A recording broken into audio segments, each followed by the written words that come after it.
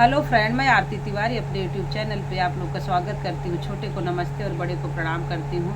देखो, एक माता रानी का भजन गाने जा रही हूँ। आप लोग को जैसे लगेगा लाइक और सब्सक्राइब करना। जय माता दी। राधे राधे। हरे कृष्णा हरे कृष्णा। मैया छोड़ा विंध्याचल पहाड़ हो, आवा हमारी नगरिया। छोड़ा विंध्याचल पहाड़ हो, आवा हमारी नगरिया। हमारी नगरिया मैया हमारी नगरिया। छोड़ा विंध्याचल पहाड़ हो, आवा हमारी नगरिया। हमारी नगरिया मैया निमिया के पेड़वा। हमारी नगरिया मैया निमिया के पेड़वा। झुलवा झुलाइब दिन रात हो, आवा हमारी नगरिया। झुलवा झुलाइब दिन रात हो, आवा हमारी नगरिया। छोड़ा विंध्याचल पहाड़ हो, आवा हमारी नगरिया। हमारी नगरिया मैया अड़हुल के फुलवा। हमारी नगरिया मैया अड़हुल के बगिया। हरवा बहराइब दिन रात हो, आवा हमारी नगरिया। हरवा पहिराइब दिन रात हो, आवा हमारी नगरिया।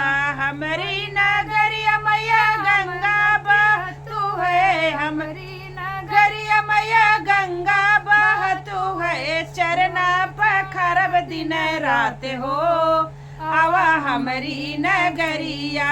चरना पखरब दिन रात हो, आवा हमारी नगरिया। छोड़ा विंध्याचल पहाड़ हो, आवा हमारी नगरिया। हमारी नगरिया मैया चंपा चमेली। हमारी नगरिया मैया चंपा चमेली। गजरा पहिराउब दिन रात हो, आवा हमारी नगरिया। गजरा पहिराइब दिन रात हो, आवा हमारी नगरिया। हमारी नगरिया मैया हमारी नगरिया। हमारी नगरिया मैया हमारी नगरिया। छोड़ा विंध्याचल पहाड़ हो, आवा हमारी नगरिया। हमारी दुवरिया बजजवा बसेला। हमारी दुवरिया बजजवा बसेला। चुदरी पहिराव गोटेदार हो, आवा हमारी नगरिया। चुनरी पहिराव गोटेदार हो, आवा हमारी नगरिया।